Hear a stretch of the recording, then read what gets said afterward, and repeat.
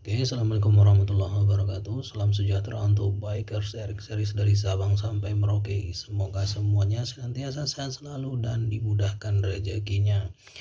Oke, hari ini saya akan membahas tentang karburator Yamaha RXZ. Pertama sekali saya ingin menjelaskan Yamaha RXZ di Indonesia itu kiprahnya tidak terlalu panjang ya, jadi hanya diproduksi sampai sekitar tahun 98 ya, atau paling lama sampai tahun 2000. Nah, jadi banyak teman-teman yang bertanya terkait dengan karburator Legend ini.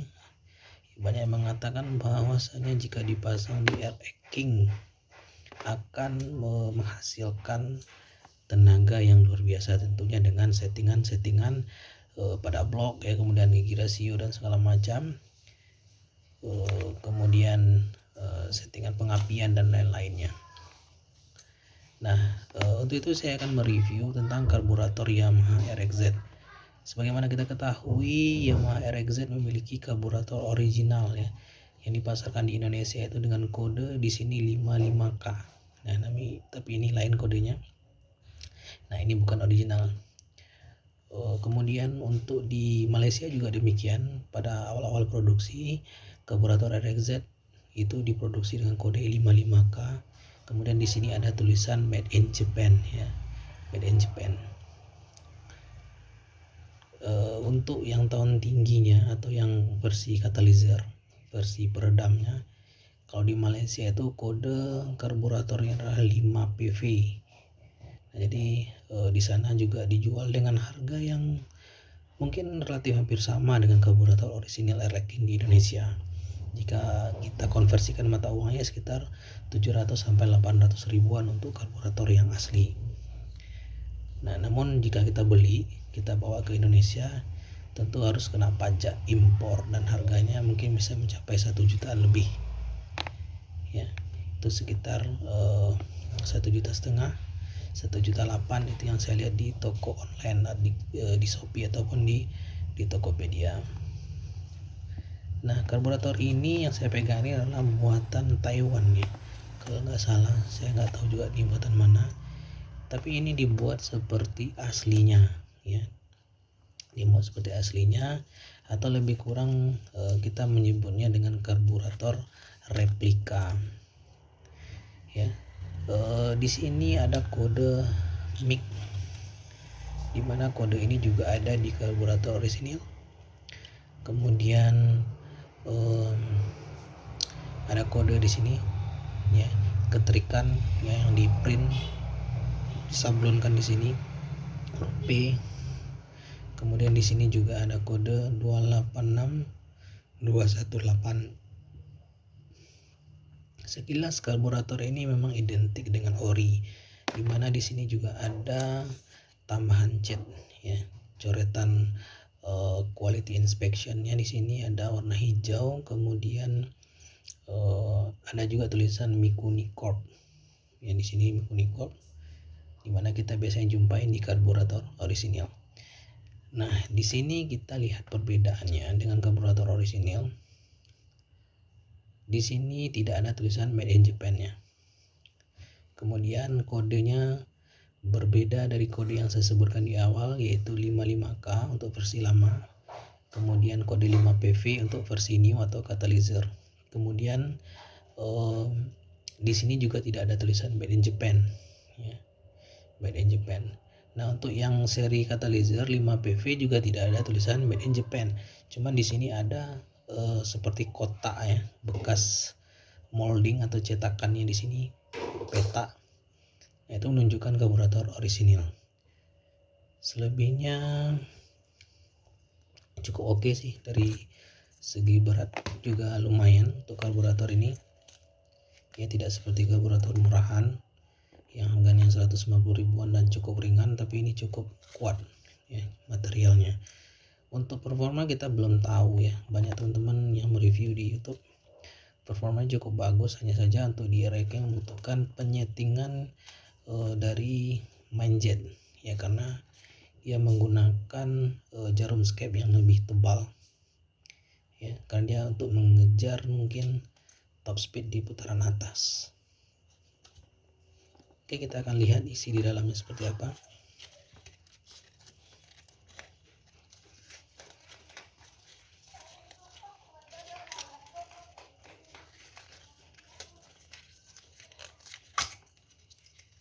Ya,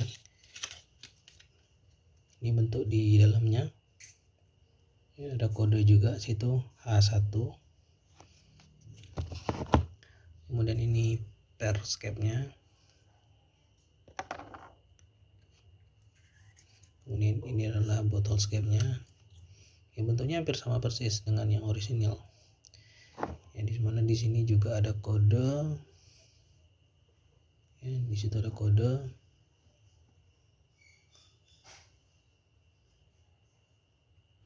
Ya, bisa dilihat di gambar itu kodenya. Nah, di sini bisa dilihat jarum scape-nya lebih besar daripada King. Ya, kameranya kurang fokus ya. Nah, ini jarum scape-nya lebih besar.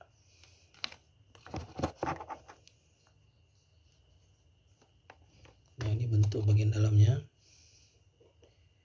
Ya, kalau kita lihat dari finishing cukup rapi.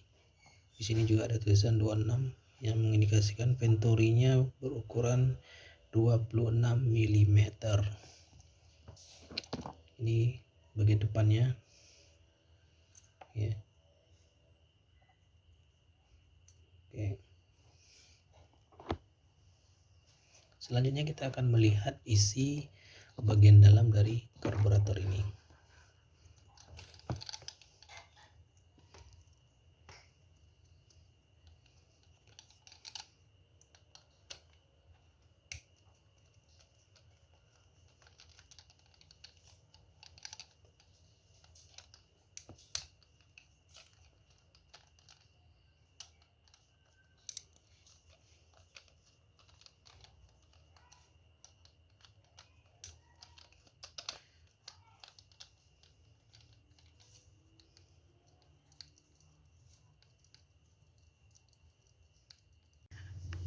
Oke guys, ini bentuk penampakan dalam dari karburator Yamaha RXZ. Ya, di sini bisa dilihat ada kode juga di sini, ada kode C3. Dimana pada karburator orisinal di sini juga ada kode C-nya. Kemudian kita akan melihat ukuran dari main jet ya, atau MJ-nya di sini berukuran 210. Ya, ini lebih besar daripada King. Tapi belum tentu boros ya, karena mengingat jarum scape-nya sini juga lebih gendut atau lebih besar. Ya, ini biasanya menyesuaikan dengan karakter Yamaha RZ ya, yang biasanya untuk mengejar pada top speed atau putaran atas. Tenaganya juga lebih besar dibandingkan dengan spesifikasi Yamaha King yang di atas kertas. Itu horsepower-nya lebih besar daripada King. Oke, kemudian kita akan melihat bagian dari pilot jetnya.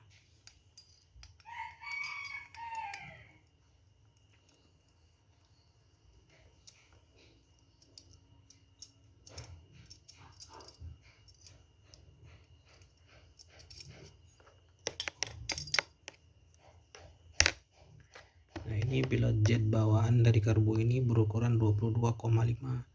Artinya ini nggak ada masalah ya kalau untuk dipasang di King ya. Karbo ini dipasang di King, dimana main jetnya berukuran sama dengan karburator standar King, yaitu 22,5. Sedangkan untuk main jetnya ya, ini berukuran 210. Kita buka ya. Nah, jadi bentuknya seperti ini ya guys ya, bentuknya seperti ini. Nozzle-nya pun berbeda dengan punya King, tapi ininya sama ya, hampir sama dengan King. Hanya berbeda ukuran dan bisa diganti atau di setting sesuai dengan karakter mesin motor teman-teman semuanya. Nah, di sini bentuk dalam dari nozzle-nya ya, ini seperti itu ya. Saya nggak mau buka nozzle-nya karena ini masih barang baru ya, karena biasanya nanti saya akan coba dulu di motornya, atau nanti kalau setelah didapatkan nanti hasilnya, berarti kita bongkar lagi. Jadi penampakannya seperti ini ya guys. Nah, satu hal lagi yang membedakan dengan karburator air racking, untuk scap ya, piston scapnya ini lebih panjang ya, lebih panjang daripada air racking, mungkin sekitar beberapa milimeter ya perbedaannya. Oke, kalau untuk air racking segini ya, lebih kurang segini ukuran dari piston scapnya. Dan ini bahannya sepertinya aluminium dengan finishing yang cukup halus ya. Di sini kalau dengan koko ya nggak gores dia, bukan chrome ya, bukan chrome. Nah, tapi ini finishingnya dihaluskan ya. Dan ini bahannya sepertinya bukan kuningan juga ya, bahannya seperti aluminium. Kalau air racking yang baru juga ya, bahannya sama seperti ini, hanya saja ukurannya lebih pendek. Nah, ini kata orang-orang suhu di sana mengatakan bahwasanya ini karakternya lebih ganas untuk top speed atau putaran atas, napasnya jadi lebih panjang. Kemudian untuk pelampung di sini bisa kita lihat ya, bahannya biasa aja, ringan. Kemudian plastiknya nampak ini barang KW ya. Kemudian walaupun KW tapi dia sudah menggunakan bracket besi di sininya ya, bahannya juga cukup kokoh dan tebal.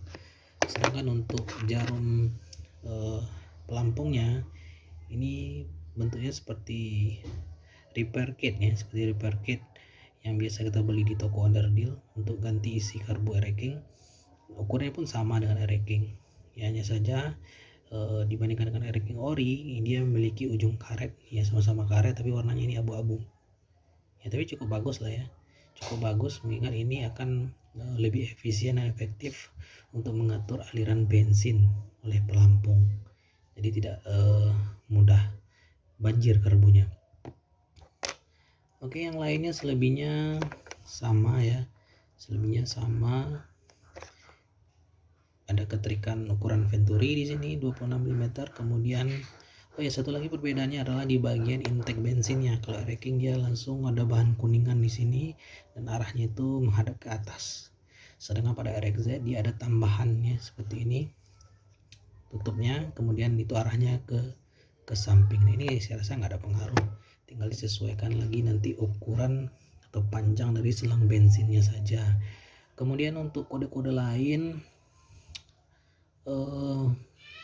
cukup mirip ya, ada keterikan kode di sini juga, ada A6 berapa itu ya, pokoknya ada keterikan tapi nampaklah tidak terlalu tegas seperti pada orisinil ya, nampak KW-nya di sini. Kemudian dia juga ada coretan quality inspection di sini, spidol warna biru, warna hijau. Nggak tahu juga mungkin apakah itu sebagai bentuk totalitas dari replikanya atau apa, kita kurang tahu. Oke, itu saja guys.